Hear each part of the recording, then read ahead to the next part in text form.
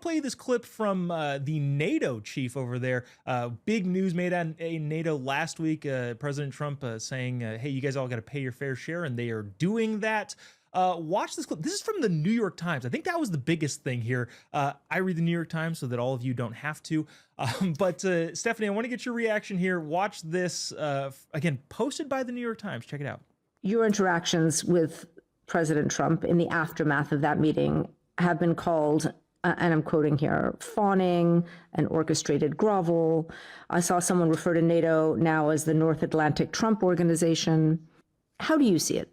So I think when somebody deserves praise, that praise should be given. And President Trump deserves all the praise, because without his leadership, without him being re-elected President of the United States, we would never, ever, ever have been able to achieve agreement on this. In the end, I need to do my job. I have to keep the whole of NATO together. And the biggest ally is the United States. That biggest ally has paid since Eisenhower more than the Europeans.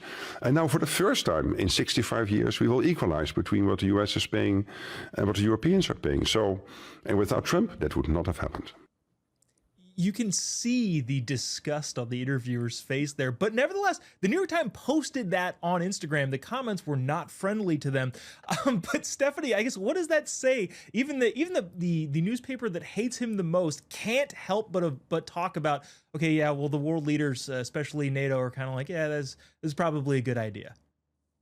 That was a priceless moment, and I'm glad that you pointed out the host, because that was exactly where my eye direction went to, was the host's face. I mean, like, literally, it was like a frown, bitter, angry lady. She was not happy. That is exactly not what she wanted to hear. And, you know, you got to love it. Credit where credit is due. It's very diplomatic. That's what you would want to do if you are the leader of a foreign country, or the people that are having to make deals with President Trump. You want to have him on your side.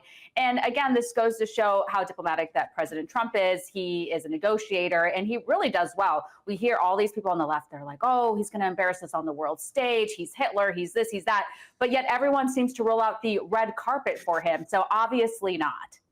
Yeah, Will, what are your thoughts before we go to break here? I don't know, what do you think about the ever-changing course of how the world views the President of the United States?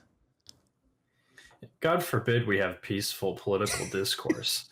You know, the Congress, you know, you used to be able to stand up and say my well-meaning colleague on the other side of the aisle, and now it's if you do not categorically denounce everything Trump says as white supremacist, you are an enemy to the state and to the media institution. So I think what the NATO lead is doing here is good. I think you should be praising Trump for making people pay their fair share, and you should call out the successes where there are. And if that's just called being fair, call out the problems and praise the successes. I think that's totally good. Yeah, agreed there, and hopefully we see more of that.